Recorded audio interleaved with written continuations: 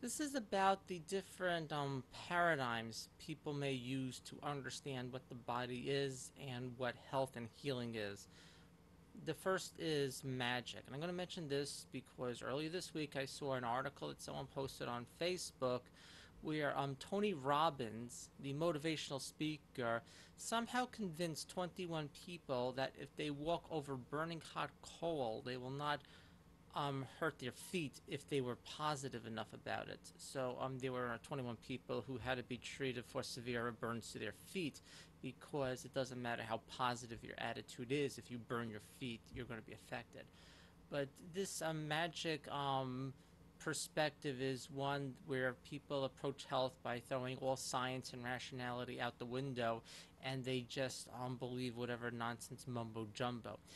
I'm really mentioning this first because there are charlatans out there who will pretend to be holistic, they'll pretend to be on the cutting edge of something, when in fact they're just promoting this egocentric magical nonsense.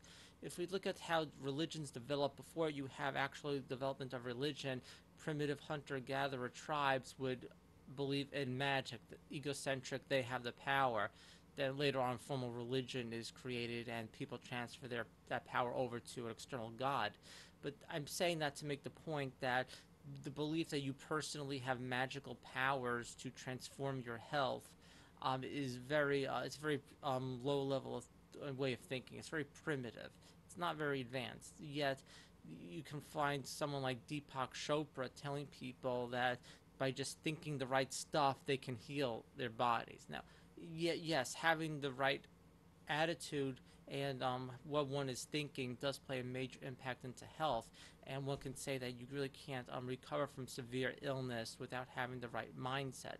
Nonetheless, it takes a lot more to go through a process of healing than to just tell yourself that you're going to heal. And that's just one type of thing that's kind of out there. And all the times people might call themselves like holistic or whatever, and they really are not. Another paradigm is one of reductionism. This is the belief that you could understand all things by breaking it down into little tiny parts and studying the little parts. This is what came out of the Enlightenment. This is what the scientific revolution is based upon, and this is what conventional medicine is based on. This is also what a lot of so called holistic, but not really holistic healthcare is based on. So, for example, with this model, if you see people getting heart attacks, you take your microscope, you look inside of the arteries, you see plaque there, you see it's cholesterol. So then you say, haha, it's cholesterol, let's give the body a poison so it can't produce cholesterol, and that's supposed to save lives. When in fact it just injures people and it doesn't save any lives. Or if someone has psoriasis, then you take your microscope and you look at the lesions, and you learn everything about it that way, but no one's looking at the total body. That's why in conventional medicine they have a medical doctor specialist for everything, but they have no specialist that actually understands how the entire body works as one cohesive unit. This the problem is it's throwing out any concept that the body is one holistic, whole, self-organizing, dynamic system, and it's just looking at the tiny parts. Now, so many times in healthcare, like natural health, people come out and say, we're not like that, we're holistic, and then they jump ahead and they do the exact same thing, but they merely use some type of supplement or some therapy in lieu of a medication. And to me, the most ridiculous example of this is maybe using something like 5-HTP or tryptophan in case of depression. So going back to 1989, some pharmaceutical company wanted to sell Prozac for depression. They don't know how it works, but they make up that it works somehow on the serotonin pathway in the brain. This has never been proven. This is nonsense. They really don't know what Prozac does, but they make it up, and here they are, and they're selling Prozac. And then we have all these people in natural health saying, we are going to do the same thing with a supplement, and here's your 5-HTP, and here's your tryptophan. Now, there is some validity to it, partial validity, and that if someone truly is very deficient in tryptophan or 5-HTP, then they are not going to be able to make serotonin, and sure, their mood is going to be decreased. And we do know anecdotally that 5-HTP and or tryptophan can help some people who feel depressed. But first of all, the notion that depression is nothing more than the result of your dietary intake of tryptophan or 5-HTP is ridiculous. It's kind of people are following this reductionistic model that says if I take this amount of tryptophan, I'm going to have that much serotonin, so I'm going to be that much happy. But if I take even more, then I'm going to have more serotonin, so I'll be more happy. That is not how the body works. The you know the rate in which your body is going to convert tryptophan into serotonin is going to vary depending upon many factors. It's not that.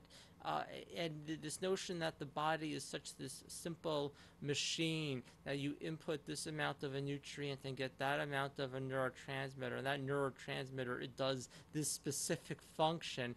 This is all in the land of nonsense. But when people need to cling on to a reductionistic model, this is what happens. People try to break the body down into little itsy bitsy parts and then try to find the cause or the thing responsible for this. So they have something like depression. Let's look in the brain. Depression must be in the brain. Depression must be something with these neurotransmitters. This, you know, when I'm working with clients, that's not how I view depression. You have to look at the entire person. And I'm going to get to some other models later, but I just want to make the point that this is very reductionistic.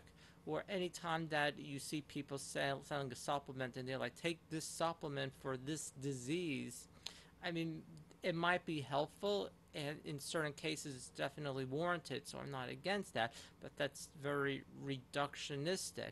But you can have people doing this with other therapies in natural health, like craniosacral therapy. You can have someone say, oh, you have a headache, you need craniosacral therapy. Well, maybe you have a headache because you have some leaky gut issue or candida or something. You can't be, so reductionistic. Oh, we can do that with homeopathy.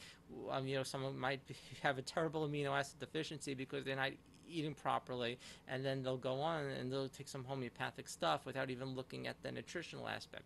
Or you have to look at everything. So this reductionistic model really doesn't work.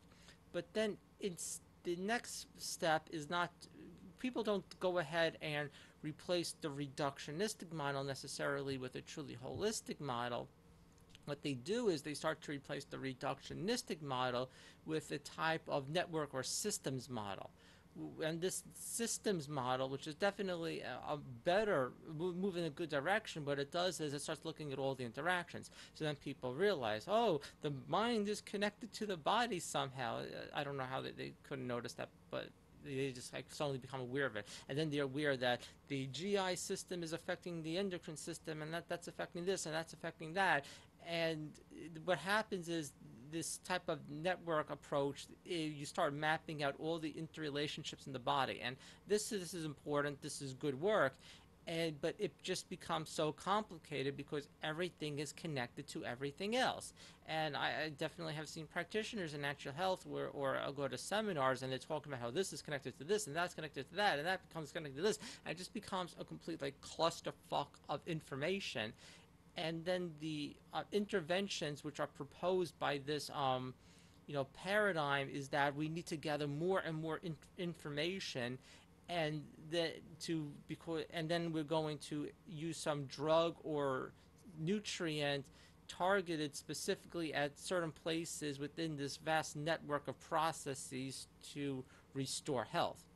So this definitely is more comprehensive, and I would say it's a lot more truthful than the reductionistic view. However, it just becomes so complicated that it's impossible to manage. Like, there are other practitioners in the field who are really following this model, and I don't know how they do it because I don't think I can fit all that in my brain. It just doesn't jam in there. And then we're going to go into more of a truly holistic model. A holistic model means the body is one integrative unit. Where the physical body, where our mind, what we think, our emotions, what we feel. But emotions aren't just an emotion we feel in the mind. It's something we hold in the body. It's somatically held. And the spirit, or Shen, from Chinese medicine, which organizes it. It's one unit. So there's no mind-body connection, no, because the mind and body are part of one unit. When we say the mind is here and the body is there, that's an abstraction that we make to simplify things for how we think. But we're one unified, holistic unit. And we understand now that symptoms are not caused by bad genetics. Occasionally they are, but generally speaking, not bad genetics. Symptoms are not from the body breaking down. Symptoms are not even necessarily from the germ theory of disease, which many people will hold up as, of course, has been proven. But if you don't have the proper environment for a germ to start growing, it's not going to grow. And it's really the environment. When you see a symptom such as whatever psoriasis, you're going to ask the question, why is the body producing it? How do we, and then the treatment is not to zoom into psoriasis and stop it there with steroid drugs like the reductionistic model would say. The treatment is not necessarily to look at how all the networks that are connected to the skin and skin function, and then target some other system based upon this really complex model. You could do that, that might be warranted, but in a more holistic model, you want to say, well, why is the body producing it? And if someone feels depressed, you don't say, oh, this must be a 5-HTP deficiency. They need their tryptophan, they need their B6. Maybe they do. But you have to look overall at who they are. Why does this person feel depressed? Why does this person feel anxious? Someone feels anxious, can you take something like theanine to calm you down? Yeah, and that might help. Definitely that's warranted in some situations. It helps people cope. But no one is running out suffering from clinical depression really because they are deficient in 5-HTP, and no one is going around with generalized anxiety disorder because they are not taking theanine or GABA. Our brain is self-regulating, and we have to understand that our body is a dynamic self-organizing system. Symptoms are the body's response to a problem. They're not the problem in and of itself. There are only two causes of illness: not giving the body things that it needs, and then giving the body things it doesn't need. So the first, not giving the body what it needs, it's deficiencies, nutritional deficiencies. It can be emotional deficiencies, or, deficiencies of anything, not giving the body what it needs. Everything is not a nutritional deficiency. I got into this field through nutrition, through listening to people like Gary Knoll, and so many times they're just talking about this nutrient and that nutrient, and take this nutrient for this and that nutrient for that, and so forth. But really, illness is not all caused by a nutrient deficiency. And the more I learn about health, the less it becomes about what nutrient do you give for what illness, but it becomes about what does this person really need, or what is the toxicity. And my approach with nutrition is not so much what fancy nutrient for this or that, it's more making sure people have the basics. And then once that's done, what does the body really need? The other cause of illness is giving the body things it doesn't need. It's toxicity. Physical toxins, lead, mercury, viruses, energetic toxins, bad environments, bad living situations. People hate their jobs, electromagnetic pollution, all these different toxins coming in. The body has to recognize a toxin for what it is and let it go. If the body cannot discharge a toxin, it will go through steps to deal with it. It will first attempt to excrete it. If it can't excrete it, you get localized inflammation. If localized inflammation does not work, it will store toxins in the extracellular tissue. If that fails, it will store toxins intracellularly, and that leads down to the process to degeneration of cells, dedifferentiation to things such as cancer, and finally death. All these symptoms along the way is the body's attempt to deal with this sort of toxic assault. So ultimately, health is simple. You give the body what it needs, and you take out the junk. It's not some reductionistic game, and by the way, suppressing symptoms, which basically are the body's attempt to heal itself with drugs, will drive disease process deeper into the body. And if you can even probably do the same thing with supplements, although it's not as easy. But we really want to respect what the body is doing and know that it is an intelligent self-organizing system. So when you start learning about this disease process or that disease process, and it seems like there's this whole clusterfuck of information going on, and you can't take it anymore, the way to solve this overwhelm of information problem is not by endlessly taking in more information. It's to realize that you don't necessarily need to know everything. You don't need to zoom in and know every little connection, because there is so much going in the body that we have no idea about, that we don't know. But we just have to respect that the body is an intelligent self-organizing system, give the body what it needs, and help facilitate what it's doing. So if someone has psoriasis, oh, the body is going through a detoxification response, moving something out through the skin. Let's look at the body and try to figure out what is it trying to detox? What type of toxins has come in that's been struggling with? Let's facilitate this process. If someone has a panic attack, a panic attack is not from imbalance in dopamine or whatever, and we don't need to do neurotransmitter tests for the brain. We don't need to develop a test over the brain and see how much dopamine and serotonin the person has. Um, I've had very good success with people with anxiety, panic attacks, and just my personal opinion, a panic attack is like a detoxification response on an emotional level. Just like we can have a detoxification response on a physical level, and someone might get some acne or something like that. If we are emotionally overwhelmed and the body is having trouble discharging it, then people get these anxiety attacks and so forth. Yeah, and there can be nutritional issues going on. Maybe the person does need amino acids. Maybe they need B6. But look at where are they holding on to this energetic, somatically held energies, and help the body release it. You don't. It's not about how much theanine can you take to suppress the anxiety attack or anything like that. And ultimately, you don't need to necessarily know what's going on with these neurotransmitters and this and that, because even if someone is anxious or depressed, even if they're schizophrenic, whatever, I don't even their neurotransmitters are off. You know what?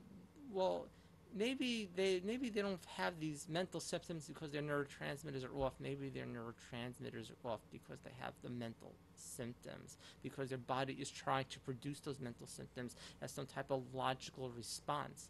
Maybe something like bipolar disorder or schizophrenia is the body saying, I've been overwhelmed with all this input and I need some way to discharge it, so I'm going to discharge it in this with these mental symptoms. That doesn't mean that schizophrenia or what we call bipolar disorder. These are all labels. These are not real medical conditions, by the way. If you read the DSM-4, it's all going to say that none of these are medical conditions. But we don't. It's not a good thing that if someone has schizophrenia symptoms. But but what you do to help them, what they need is, how do we facilitate getting their body to do what their body needs to do? How do we get them to resolve some problem in a better way? Because that's what symptoms are, Yeah, and that's it. So, I hope this makes sense to people, that the reductionistic model really doesn't explain what's going on. There is so much that's left out of it, but also trying to move past reductionism by just cluster fucking your mind with more and more health information isn't the way. It's being more simple and being aware of the body, being aware of what someone really needs, being, as a practitioner, I'd say trying to be present with them to a degree. That's one of the things that I've been learning more and more is really important, and getting a more holistic idea of who is this person on a physical level, on an emotional level, on a mental level, looking constitutionally at them. Who is this person going back to childhood? What are they trying to do? What blocks have come under their way? And to what I would really say, with this whole new popular nutritional health and holistic health, is it's very limited. because it's treating people only nutritionally is kind of like assuming that everyone is sick because they have a crappy standard American diet. And yeah, if you have a crappy standard American diet, you're going to be sick. But when you start getting someone healthy, and you see there's something underneath, and that's really what needs to be treated. And it doesn't have to be very, very complicated. It's more often be more simple models like homo-toxicology, 5-element theory, that sort of stuff. Okay, bye.